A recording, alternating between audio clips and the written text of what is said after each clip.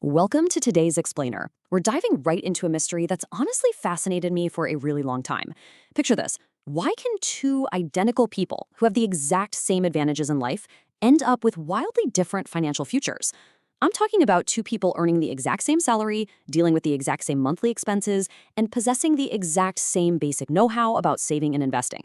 Their intelligence is the same, their resources are the exact same, and yet one of them ends up with hundreds of thousands of dollars more by retirement. How in the world does that happen? Well, it all boils down to a single, very quiet factor that almost all of us completely underestimate. So to figure out exactly how this plays out, let's look at a scenario. Okay, let's dive into this. Meet person A and person B. They are perfectly equal in absolutely every way, except for the timing of their very first significant financial decision. Person A, at age 25, decides to just go for it and take action. They do a few hours of research, spend a single afternoon filling out some paperwork, and invest a modest $5,000 into a diversified index fund. Person B, who is just as capable and just as informed, decides to wait. You know the drill. They tell themselves they'll do the exact same thing next year, or maybe the year after that, just whenever they feel a little more settled in their career. They're simply deferring to a more convenient future date. That's it. That is literally the only difference between them. An afternoon of paperwork versus waiting for a better time. But as you'll see, that tiny divergence sets off a massive chain reaction. Part 1, the arithmetic of waiting. To really get what happens to person A and person B, we've got to look at the math. We're stepping away from the story of our characters for a second and into the brutal mechanical arithmetic that actually drives their diverging paths. See, the math doesn't care about their intentions, it only cares about time. Moving into this brutal arithmetic, let's assume an average annual return of 7% for both people. That initial $5,000 investment from person A, left completely alone for 40 years without a single extra penny added to it, grows to approximately $75,000. But for person B, because they delayed their investment by just 5 years, their money only gets 35 years to grow. The final value? Only $53,000. Think about that for a second. A mere 5-year delay on a relatively small investment results in a near 30% reduction in total wealth. This isn't some arbitrary penalty from the market. It is the relentless arithmetic of exponential growth, and it's a mathematical inevitability that heavily favors early actors. And when we look at continuous, disciplined saving, the gap gets even wider. If they both want to hit a retirement goal of about $1.2 million, person A starts at age 25, contributing $500 a month. Over their career, they pay $240,000 out of pocket, and compounding carries them right across that $1.2 million finish line. But person B, with just that 5-year delay starting at age 30, is now forced to bump up their monthly contributions to nearly $600 for the entire rest of their career, just to catch up to that exact same $1.2 million goal. And that brings us to the penalty. $36,000. Yep, because person B waited those 5 years, they have to shell out an additional $36,000 in out-of-pocket contributions that they can literally never recover. That is the very real price tag of procrastination in this scenario. Why is it so shockingly high? Because the true cost of waiting isn't just the lost growth on those first few contributions you missed out on. The true cost is the lost growth on the growth itself. It's a compounding penalty that just snowballs every single year you delay. Part 2, the present bias trap. So seeing those stark numbers, it begs the question, why on earth would person B wait? If the math is really this unforgiving, why do so many of us delay? Well, let's step away from the calculator for a moment and look at the psychology behind it all. If you've ever put off a financial decision yourself, please don't feel ashamed. You are quite literally fighting human nature.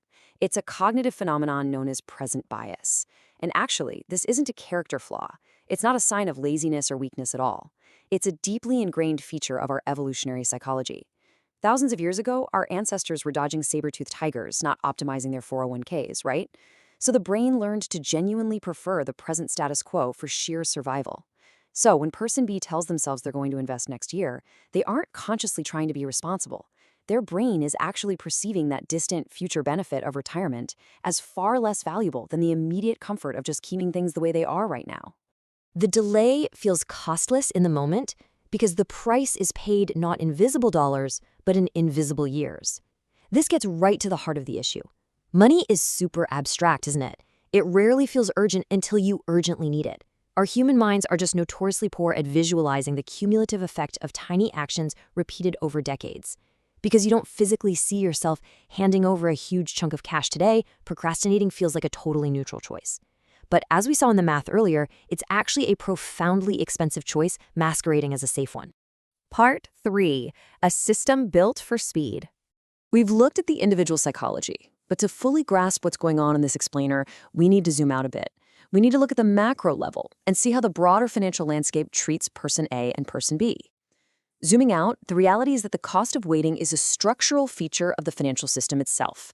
This system is mechanically designed to extract maximum value from the time value of money. It mechanically favors the first mover. Now, it's important to understand that the system isn't inherently malevolent, it's just mechanical. Its mechanics naturally favors speed over effort and timing over quantity. However, this does create a pretty severe systemic issue. It disproportionately affects those who are already at a disadvantage due to inequalities in financial education and access. Those with the resources and the knowledge to act early are going to accumulate wealth faster, while those struggling or those simply uninformed are systematically delayed by their circumstances. They get excluded from this massive wealth-building mechanism, penalized simply for arriving late to the starting line. Part 4. The price of action. So what does this all mean? How do we actually break free from both the evolutionary trap in our own minds and the systemic trap of the financial world? Well, it requires a fundamental shift in our identity and how we view reality. How do we break free? By realizing that time is an active participant in every outcome. Breaking the waiting trap isn't just about trying harder to be a disciplined saver. No, it's about totally reframing your relationship with time. The person who acts early hasn't just summoned more willpower. They've internalized an absolutely vital truth. They realize that time is not just some neutral backdrop on a calendar. Time is an active, aggressive force that either multiplies or diminishes the impact of your choices. Every single day you wait, time is actively reducing your potential outcome. When we look at these two paths side by side one last time, acting early isn't about sacrificing today for a better tomorrow. It's recognizing that the present moment is the absolute only place where your future can actually be built. It's about awareness.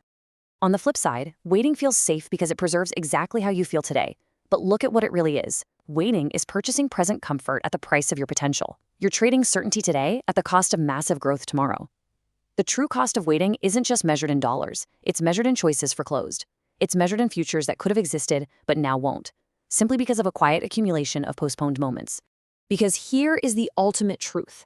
Everyone acts eventually. The question isn't whether you will eventually get started. The real question is, will you act soon enough, or will the math of delay become the story of your life? Will your story be written by the proactive decisions you made, or by the moments you chose to just put off until tomorrow? Moments that could have been the beginning of something much, much more. Thank you so much for joining me for this explainer. I really hope this helps you view your own timeline in a whole new light. Until next time, stay curious and keep learning.